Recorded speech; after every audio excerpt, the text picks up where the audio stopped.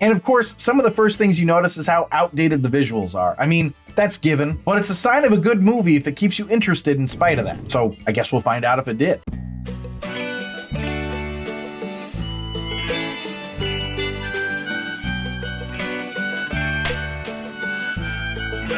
Welcome back to another episode of The Rank. I'm John, and today we're going to be continuing our action movie rankings. Now, for those of you that are new to the show, I'm going to give you an agenda for the episode real quick. We start with the potent notables, which are just a few interesting facts or tidbits that I found out about the making of the movie, or the movie in general. Then I'll do the movie overview, which is where I talk about what happened in the movie. Then I do the rank, which is the namesake of the show, where I rank the movie in 10 categories on a scale of 1 to 5, 1 being the worst, 5 being the best, all to find out what are the best action movies of all time. And today, I'm going to be ranking Tron, the 1982 sci-fi action movie starring Jeff Bridges and Bruce Boxleitner, with a story by Bonnie McBird and Steven Lisberger, and a screenplay written by Steven Lisberger, who also directed it. So we did Tron Ares last week. Will the original end up being better? Now, I will say there are going to be some spoilers for this. If you're worried about getting spoilers, watch the movie before you watch this or listen to it. But let's find out if the original was better than the new one, starting with the potent notables.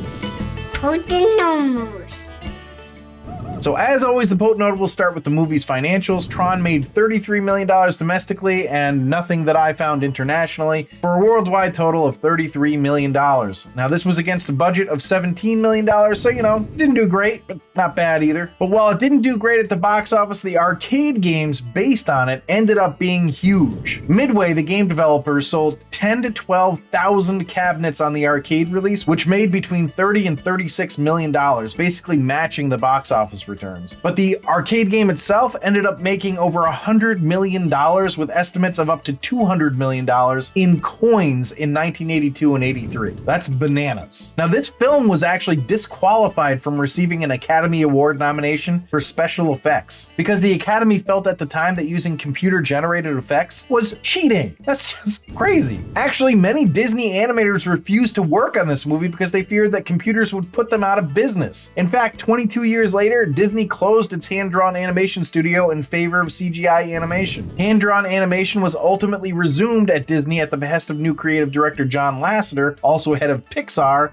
ironically a computer animation company. But let's talk about the CGI, because it was considered state-of-the-art at the time. It was the first movie to incorporate long sequences of all CGI, specifically 15 minutes worth, which was unheard of at the time. Even John Lasseter acknowledged Tron's influence on the future of cinema and computer graphics, saying, "Without Tron, there would be no Toy Story." What's wilder still is that the state-of-the-art computer used for the film's key special effects had only 2 megabytes of memory and 330 megabytes of storage. For those of you who aren't computer savvy, I guess, that's not much. Okay, so just one more potent notable. To inspire the actors, arcade games were placed on the production sets and could be played during downtime. Jeff Bridges apparently was the most adept at the games and found it hard to tear himself away from a game to shoot a scene. I feel like that's pretty fitting. All right, those are all the potent notables. Let's go to the movie overview. Now, this episode is coming out the week after Tron Ares, but I watched it the week before because I wanted a refresher before I went to see the new one, which, by the way, I still haven't seen at this point. I was convinced that I had seen it before because,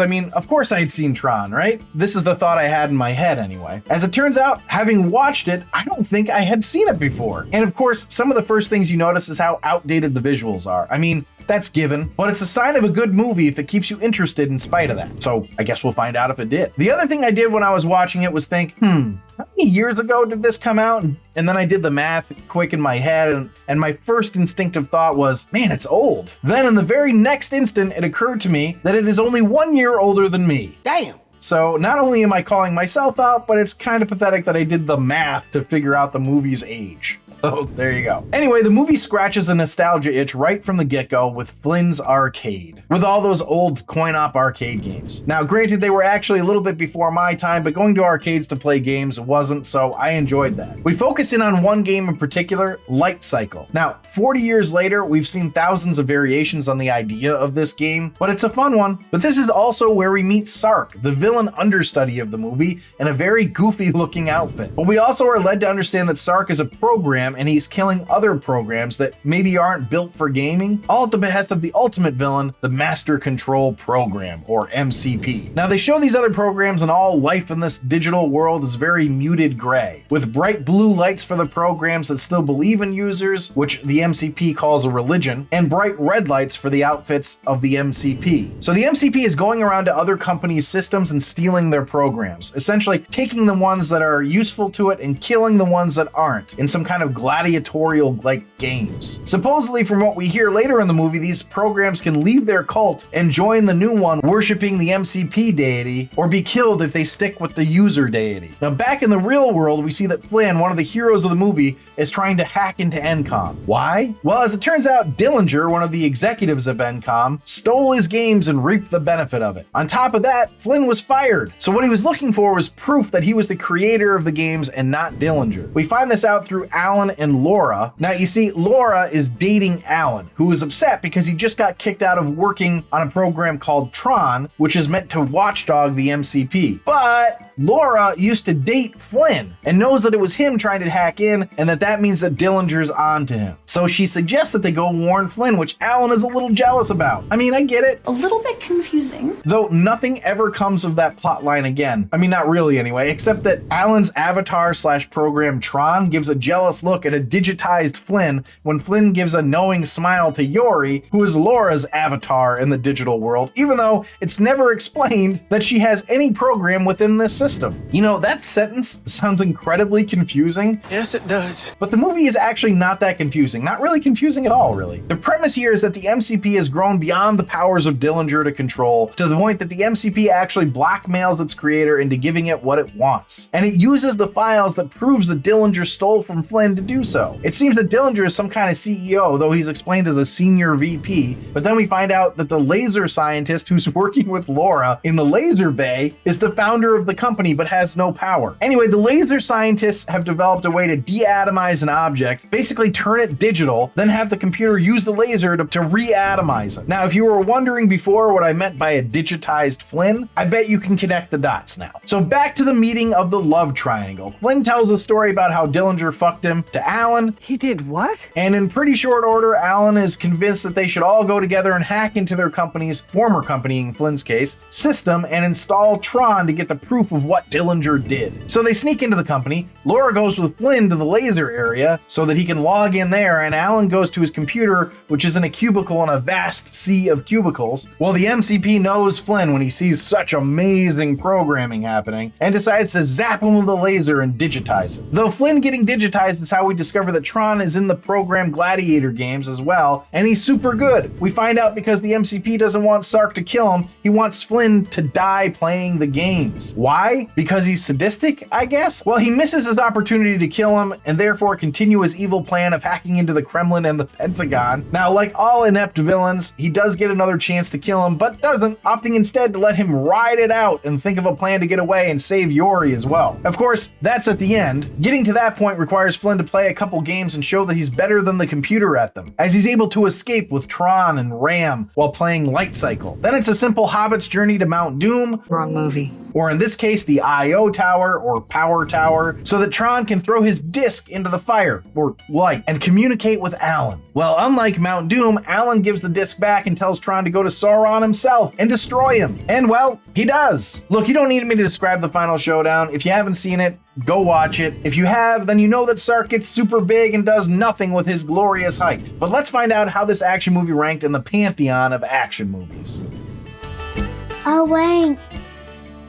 So the rank is where I rank the movie based on 10 categories: story, acting, originality, action sequences, film coherence, hero appeal, villain appeal / hatred, supporting characters appeal, the final showdown, and my rank. I rank it on a scale of 1 to 5, 1 being the worst, 5 being the best. And before I dive into the rankings here, if you're enjoying this episode, please leave a like down below. It really does help me out. But on to the rankings. The first category is story, which I gave a 4.5. This is a really fun story. I love the idea that the programs are humans and we see them acting out their lives. It feels very Matrixy to me, which means the Matrix should feel very Tron-y to me, I guess. This whole story was creative and fun, and I was surprised by how much I enjoyed it. So let's go to acting, which I gave a 4. Now, this is a tough category because I feel like this should be lower, but I thought they all did really well. I mean, there's a regrettable scene with Ram and Flynn when Ram dies, but I didn't actually see that as bad acting, but more like, what the hell are we doing acting? Jeff Bridges is always fun to watch, and while you could make an argument that the others are kind of stiff, I think that was kind of the point. So I'm ranking on a curve here, but it's my show, so that's how it's gonna be.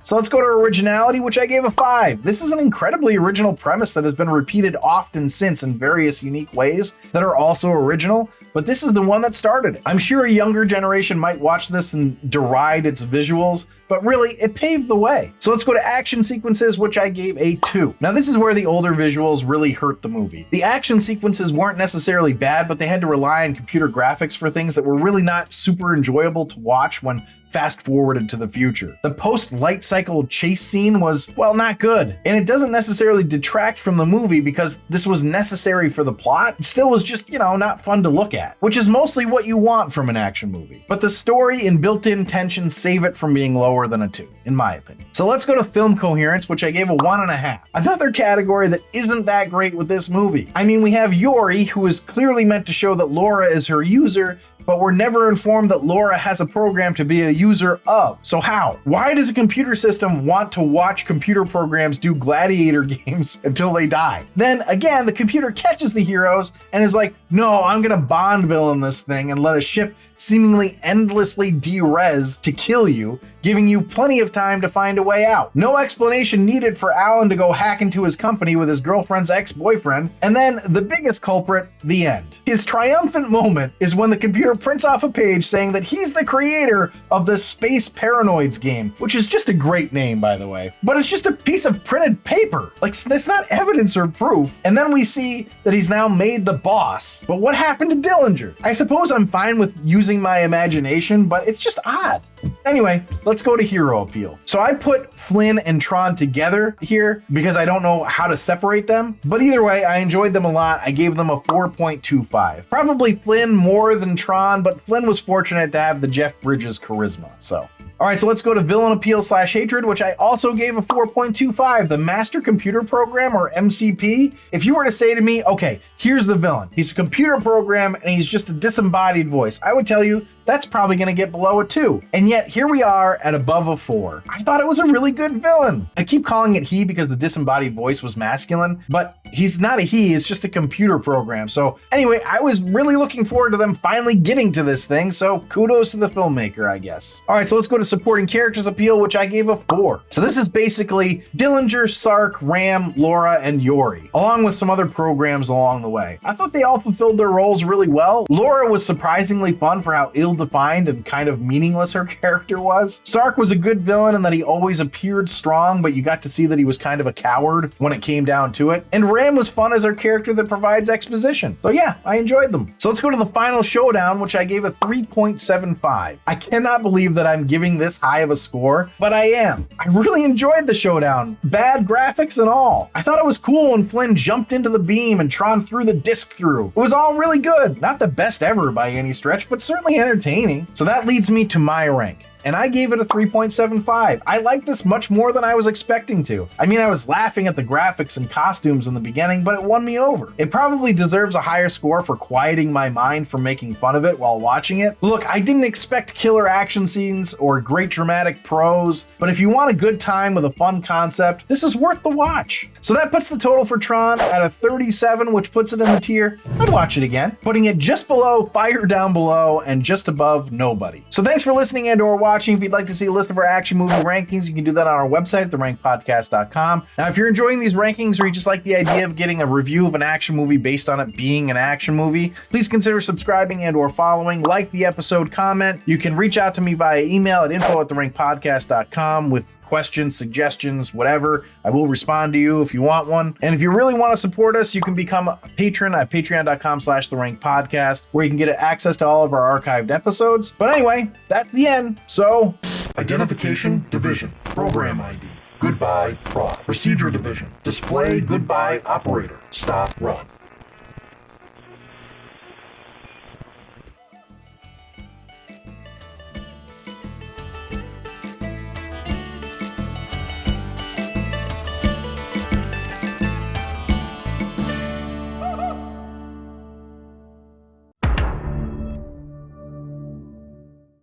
Now, looking into this sent me down a bit of a rabbit hole, and I hope you'll indulge me here. Actually, I hope Antonio indulges this on your behalf, because I think he's going to want to cut this. Yes, I did.